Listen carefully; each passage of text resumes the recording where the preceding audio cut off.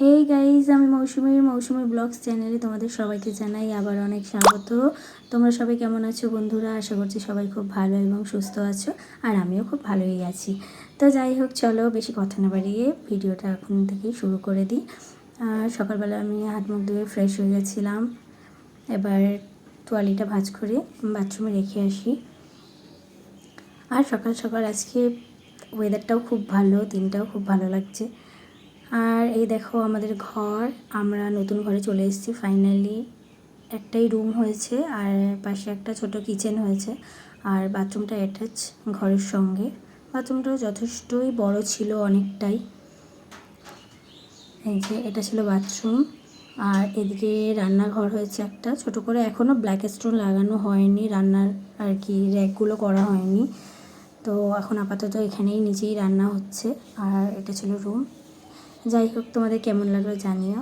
আর আজকে রান্না হয়ে গেছিলো, দেখো, পার্শে মাছ সর্ষে পোস্ত বাটা দিয়ে আর শুক্তো। আসলে একটা জায়গায় আমি একটু গেছিলাম দরকারে, তো সেই জন্য আর বেশি কিছু রান্না করতে পারলাম না। এদিকে জামা কাপড়গুলো এবার কেচে নিয়েছি। দেখো, আমাদের সামনেটায় অল্প জায়গা আছে, তো জামা কাপড়গুলো কেচে ওখানে শুকোতে দিয়েছি। আর স্নান করে আমি চলে এসেছি এবার।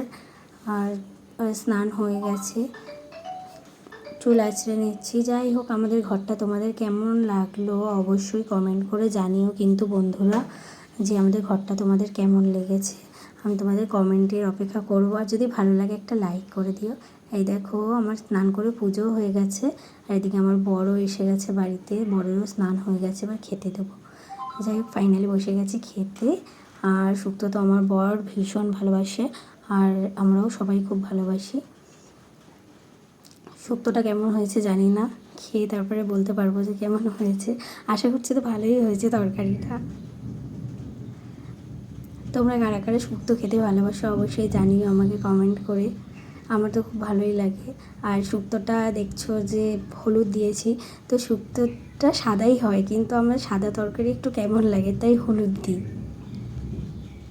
আর এই যে কাঁঠাল নিয়ে এসেছিলো আজকে, তো খাবার সময় তাই জন্য কাঁঠাল একটু বাটিতে বার করে নিয়েছি। আর এবার আমি নিয়ে নিয়েছি পার্শে মাছটা। পার্শে মাছ তো আমার ভালোই লাগে, ছোটো মাছ কিন্তু ভালো লাগে, বড় পার্শে হোক, কিন্তু আমার ছোটোটা ভালো লাগে একটু বেশি।